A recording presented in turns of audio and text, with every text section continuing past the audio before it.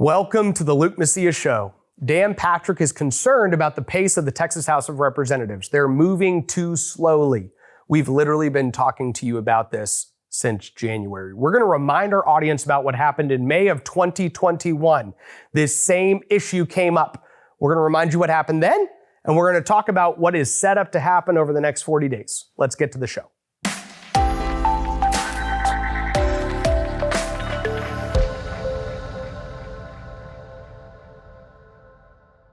Late last week, Dan Patrick took to Twitter and basically announced that he's concerned about just how slow the Texas House of Representatives is operating this session. Now, this isn't something new. We've literally been talking about this in January, in February, in March. We've told you that there were a bunch of members that started voting against adjourning. They literally just started saying, hey, we'd like to vote against going home because leadership kept saying 5-day weekends, 5-day weekends, 4-day weekends. Now we've stopped that, but ultimately, most serious Republican policy has not been debated on the floor of the Texas House of Representatives. Let me read for you what Dan Patrick said. Bonnie got my attention. Now, Bonnie Bruce is a lobbyist who actually is in Austin. She's kind of an insider. If you're somebody on Twitter, you should follow her. She actually reveals a lot of helpful information about what's going on. Bonnie got my attention. She's close. The House has passed 85 bills and the Senate has passed 316 through yesterday.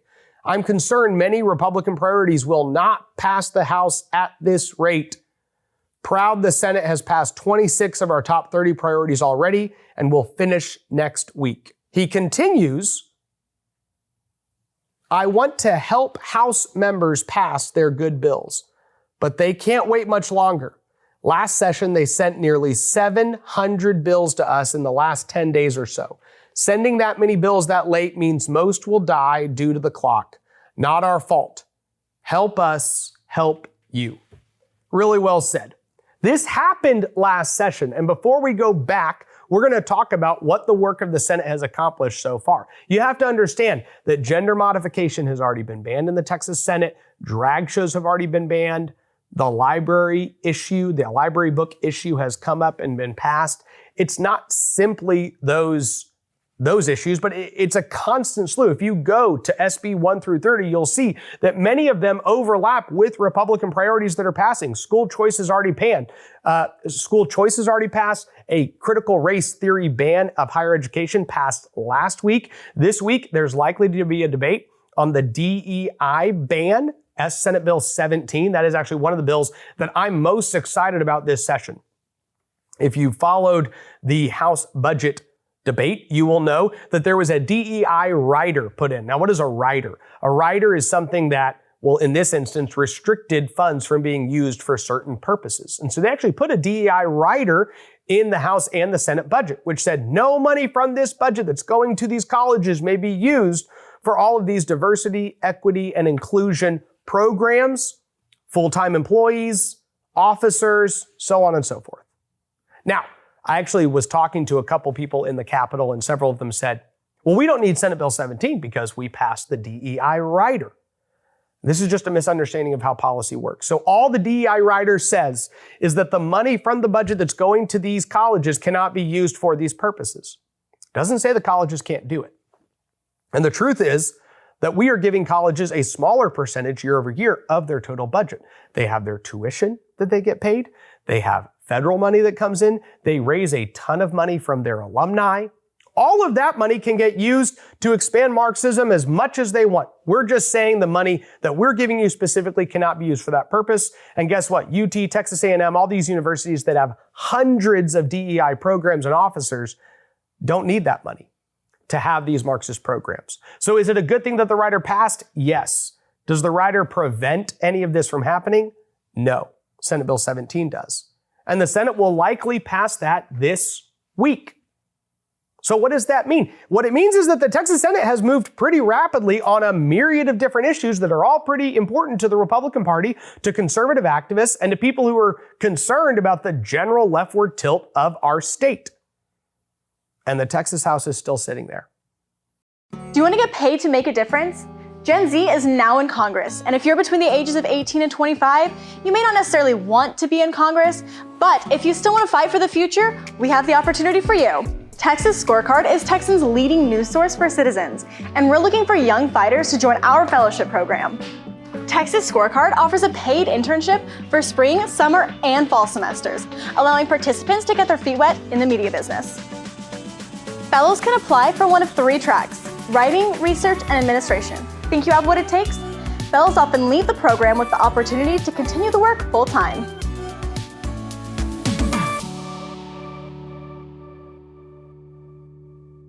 Tomorrow, I'm recording this on Monday. Tomorrow, they're going to start debating the statewide preemption bill, which is a good thing. It is good that we're actually debating the statewide preemption bill that is going to restrict some of the larger cities. That bill has gotten weaker and weaker as it's gone through the process. It started as this awesome statewide bill that basically said every single city has to stay in its lane. If you're a city, fill the potholes, pay your police officers, make sure there are firefighters.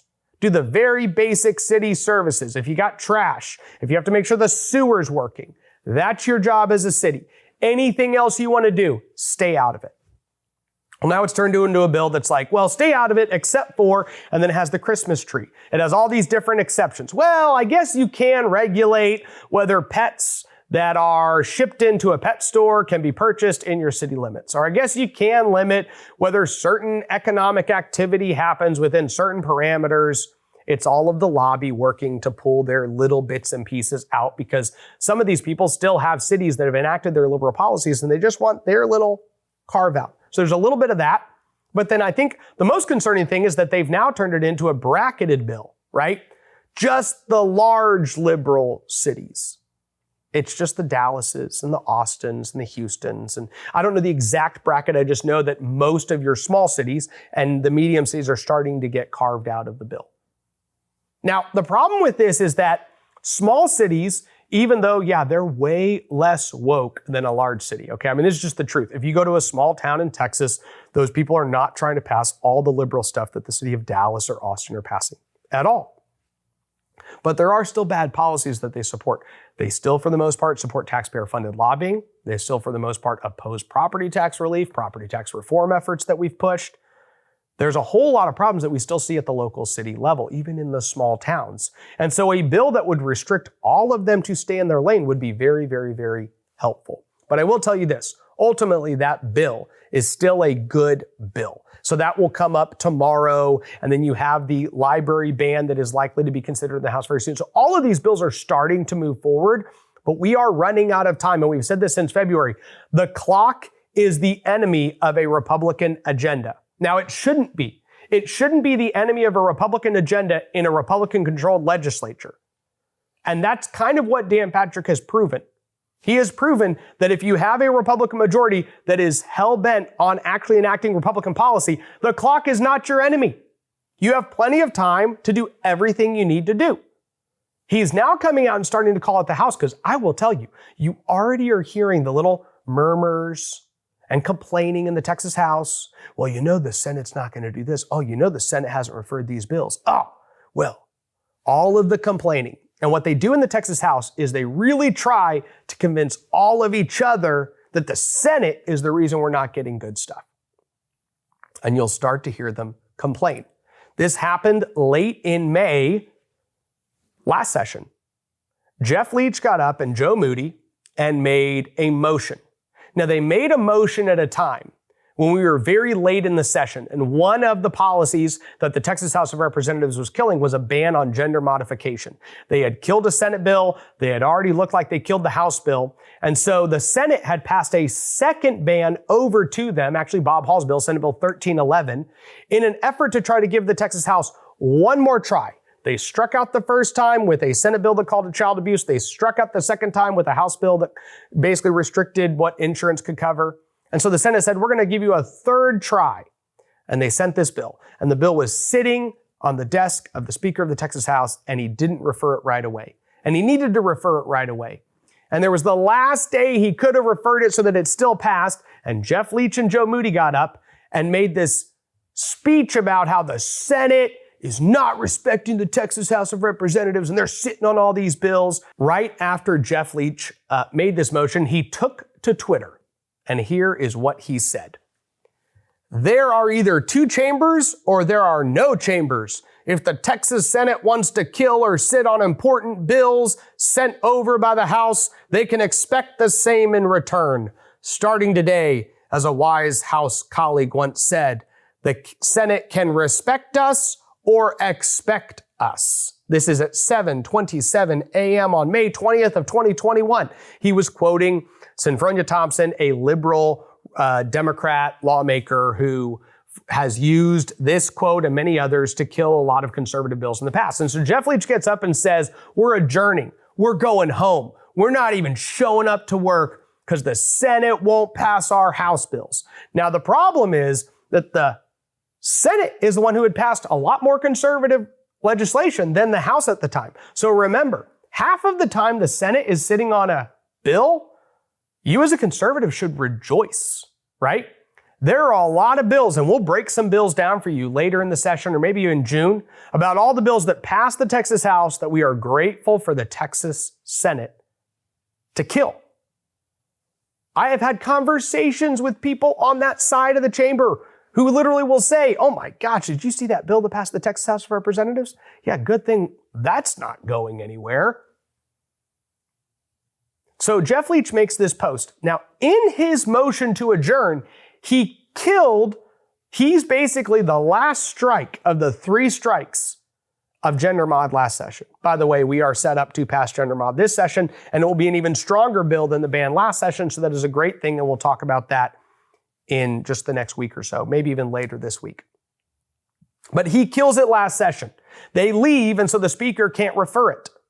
Now, here's the funny thing. When he does that, all the Republican activists are saying, oh my gosh, Jeff Leach just killed the last chance we had at gender mod. Remember, the Texas House had already killed it twice. They killed it by never hearing the bill that called it child abuse. They killed it by passing out the House bill late. They killed it by putting that on the very end of the calendar. So they had already killed gender mod like several times, but this was like the last nail in the coffin to kill this bill. So later that afternoon, Leach took to Twitter again. And here's what he said. We'll be angered and saddened if SB 802 and SB 1311 are not calendared and reached by the deadline. These bills are common sense solutions to protect moms, children, and families. They should get debate and a vote. We cannot fail this moment or fail to deliver on these vital issues. Tony McDonald, a lawyer who is very, around all of our circles, says, y'all left town before SB 1311 was even referred to committee, thus killing it. And then I added, Tony, you just don't know how things really work. Because that is what conservatives are told all the time. We don't know how things really work here.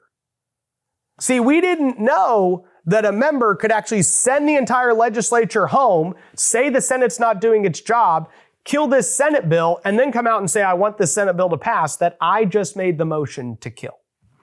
Now, this type of behavior by the Texas House of Representatives, I'm only highlighting from 21 so that you're ready for it in 23. There's no point in talking about the past as merely like an exercise of historical observations. We are in the middle of a legislative session. Dan Patrick is literally talking again about the fact that the Senate has passed 380 bills and the House has not passed a lot, and that a lot of Republican priorities are going to die. And that's the other important thing to remember. We wouldn't be upset if the Texas House of Representatives had only passed 100 bills, but 80 of them were great conservative Republican priorities. That's not happening right now. See, they wait as long as possible to get to the actual Republican policy. We are going to pass some good conservative policy this session. It happens every single session. The question is how much? And who will be to blame for those things left undone? And more often than not, it's the Texas House of Representatives. Dan Patrick is right to be concerned. I would be concerned if I was Dan Patrick. I'm concerned and I'm Luke Macias. You should be concerned, and you are just sitting at home trying and hoping and praying that the legislature actually does its job this session.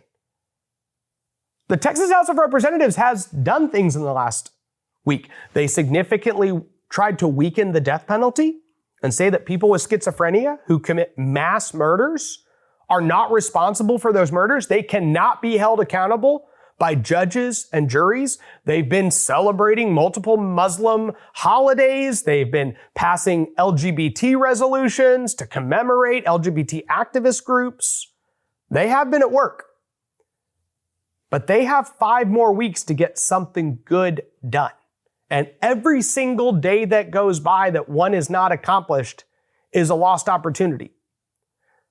As Dan Patrick said, by the end of this week, they will have passed their 30 priorities, and there are a lot of other good Republican policies that are not in the top 30 that are set to pass in the next couple weeks. And we'll keep you apprised of those as well.